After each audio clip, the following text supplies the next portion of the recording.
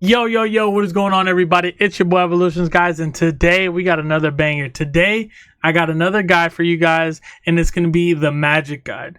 Guys, this character, I've been having a lot of fun. I've been playing her in ranked, and she carries, man. She carries, especially when you have those teammates that aren't performing too well. You know what I'm talking about. Magik kind of cleans up after them and just carries, man. She is so much fun, and she's pretty simple, but you have to play her a certain way. And we will get into that. But before we do, guys, I need you to do me a favor. We are on the road to hitting 2,000 subs. We're so close. We're so close. By the time this video goes up, I'll be at 1,400, hopefully. But yeah, guys, do me that favor. Be sure to leave a like, comment, and subscribe. And guys, without further ado, let's get into the video. Alright, guys, so now we are at the abilities. Okay, so the abilities, the first one is going to be the normal attack slash forward with the soul sword. So basically, as you can see, she is going to be attacking the punishers, but pay attention to the health. You see, each health, she gains armor, which is really huge because it gives her good sustain. Gives her good sustain, and she's able to last in the fight, or she can make a comeback, or she could do a reversal on you really good, and that is her passive. So Limbo's might convert damage inflicted on enemies into bonus health to herself. There we go. So yeah, basically the more damage she does, the more bonus health she gains to herself, which is really good. The minion does damage. We're gonna go over all these abilities just in a second, but just know the more damage, the more armor you get, which is amazing. You could do so many plays, make so many comebacks in a 1v1s or 1v2s or whatever the case may be, but it's really good. Trust me. So the first main ability is going to be her Q, Dark Child. Transform into Dark Child, gaining enhancements to all her abilities. So this is the ultimate ability. Obviously, she turns into Dark Child, and you're going to see right here. This is basically her crash out mode. She just crashes out and just, goes crazy. So everything, obviously, like it says here, it gets enhanced. It's pretty straightforward, but you got to be careful when you burn this. You have to have a good amount of health because you can get killed right before transforming, and obviously you have a limited amount of time, so definitely keep that in mind. The next ability is going to be the stepping discs. So as you can see here, she jumps through a stepping disc, teleporting a short distance in the direction of movement, become invincible while teleporting. This is good as obviously a movement ability, but it is a good way to get away from your enemies. And then once you jump out of this ability, you have the option to left click and do the Eldritch Whirl, and then right click to do the Demon's Rage, right? So the whirl is the swing around move that you guys saw earlier, and the right click, I forget what it's called, but it's a minion. It's a minion, the Demon's Rage. Yeah, the minion, it does a good amount of damage. It is all situational. If they're all huddled up, you can do the whirl. But if you're kind of setting up or you kind of want to focus one person, you can use the right click, which is the Demon's Rage. So next, this ability is probably the most important because you can use it for engaging on your enemies or getting away with mobility, right? So the Umbral Incursion. Dash forward and launch up enemies airborne. So that's really good because you can launch them up, and then what this does is obviously it does damage, but it focuses them up. So you focus them and you put them airborne, and then you could do your combos. So this is how you go in, you do damage. You can still swing while you're in the air as well, so you can just add much more damage. And when people get thrown up in the air like that, it is very disorienting. Like, they can still fight you back, but it's just like very weird to be in the air like that, especially if you're like a Punisher. Like, he can't really do anything in the air, so he has to wait till he gets landed, and then he can try to escape. So this move's really good. It helps you ISO an enemy and just get a clean 1v1 for a few seconds. But this move's really good. We spoke about the Eldritch Whirl. This is after her shift, right? So boom, right there. You see if they're all huddled up together, it hits them all, and then you get armor for it. So pretty straightforward moves. Like I said, she's not like the hardest character to learn, but the way you have to use her to carry in these rank matches is what we're going to be going over. So straight forward and air slash, the magic slash is her right click. You could charge it and it does damage, and obviously it gives you armor. This is good when your enemy is trying to run away from you, or if you're just trying to poke them. This is kind of like her poke or her last hit, right? I have gotten kills with it when enemies are trying to run away. And it is good to just poke the enemies and let them know, like, hey, I can still touch you. You know what I'm saying? I can still. You're but an ability away from me. You know what I'm saying? This is good, and it does a good amount of damage. And if you need armor, or if you're low health and you're in a shitty situation, you could go ahead and use that. Maybe you get some armor off. It is very good at the end of the day. It is good to just poke with. So the Demon's Rage, summon a Limbo Demon that attacks enemies after exiting a stepping stone. So it's really good. It does damage. You know, if you're in a team fight, you could just summon this out, and then it'll do damage passively, right?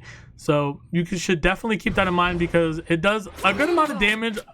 Arguably a little bit more. Well, it does more than the Whirl, but the thing with the Whirl is you're more mobile. The Demon is just stationary, so that's something to consider. Like if a team fight is taking place somewhere and that's where the team fight is and they're not really moving around, or you're surrounding the payload, you could just put the Demon there and then it can go to work for you.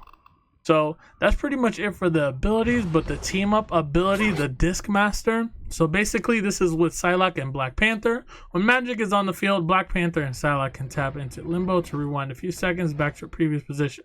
After passing through Limbo, Black Panther and Psylocke will gain bonus health based on missing health. This is really good especially for Psylocke, because she's very squishy.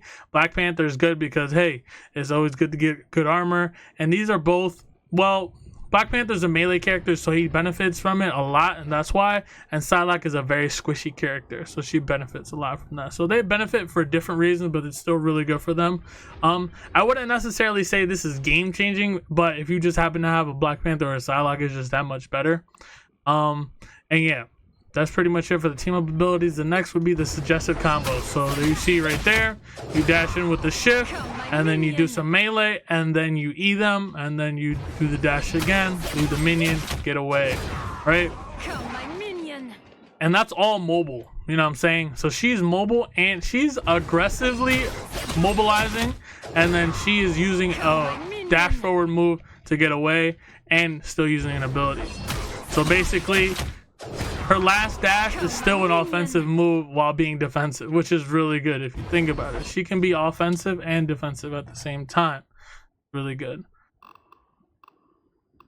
Alright guys, so now usually this is the part where I go into the voiceover, which we're about to do. I have a good game that I can kind of show you guys insight, give you guys a good sense of strategy, game plan with Magik. She's really fun to play, guys.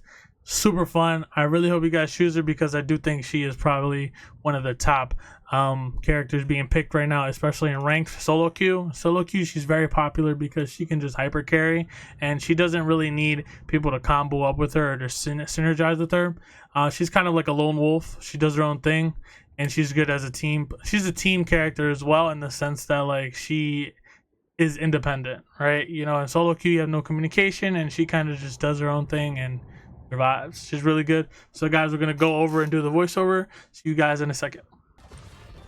Alright guys, so right here we have us being on offense side. Right here I'm waiting for a team fight to break out. As you can see, I almost have my ultimate, so I'm just gonna right click as a poke, just to poke whoever and then go in on them. Right there I see that the Luna Snow burned the ult, so I'm like, alright, I need to burn my ult and take advantage of, you know, this damage slash healing buff. So right here, I have full health, and I decided to go in because look at my armor already. I already have so much health to play with.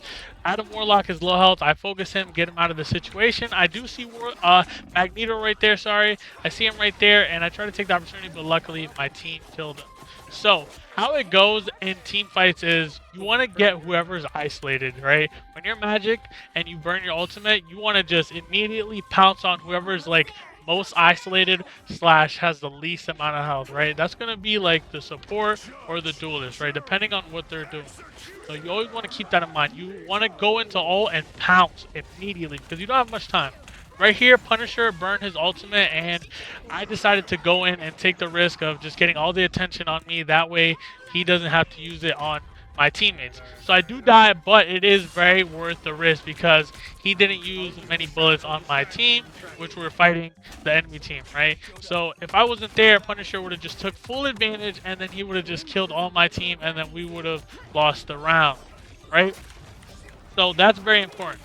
And then right here, I go back in and I go super full aggressive and just help my support because I know if I do enough damage with everyone jumbled up together with the Eldritch Whirl, I get that much armor. So Right here, look, I'm sitting at 400 health. That's almost like a tank. That's more than halfway to tank health, right? That's just so much armor. So I have so much health to play with, and I just stay back after a while because I see that we're pushing them back. So I don't overextend up until I see the support super low health. So once you see the support super low health, that's when you just want to take the full risk because it's worth it. It's very much so worth it because the support is down, and as soon as the support went down, Magneto went down as well. And I'm just finishing off Mantis right here. 2 supports and a tank down. The 1 tank right there, he just disappears, and the duelist is just caught lacking, and I finished the job right there. So remember, guys, what I said. You always want to focus the people that are isolated or low health, because if it's a support character and you take them out, the tank is not going to get any more heals. So then right after, everyone can focus the tank. It's very important. Right here, I heard Punisher. He was lurking. He wanted to set up a turret behind us, but I denied it. That was huge in this match, especially because Punisher setting up a turret behind us right here would have been bad. And then I catch Adam Warlock lacking. You always want to clean up the back line. Well, you want to counter the back line flank, right? And that is your job as Magik. You want to play security for the back, but also you want to be hyper aggressive when the green light is there. Meaning, if there's no one in the back line, no one lurking, and you have the green light to be aggressive, you go full aggressive right here. So you have to mix a job between, being aggressive and then cleaning up the back line. You want to make sure nobody's home, and you want to make sure you have full access to just being aggressive with no chance of them countering. So you definitely want to keep that in mind. Guys, keep it in mind. What I'm going to say is, if you're playing Magik, you have to monitor what you're doing and who's on the map at all times, right? And what I mean by that is, if you're using Magik in your own offense, you want to make sure that your backline isn't getting shot at or killed. You want to be their guardian. You want to protect them. You want to make sure they're alive, so that way you can be the backline annihilator, because you want to focus all the squishy characters as Magik, because you have the armor passive, you have all the tools, and she's easy to play, but you can't be scared to be aggressive. You can't be scared to take some damage right here. As you guys see, I'm 34 and 11, taking all the risks in the world because my team is counting on me. They're also healing my support. It was W support here. So yeah, guys, keep all this in mind, and I promise the dubs will come. I appreciate you guys all watching the video, and I'll see you on the next one. Peace.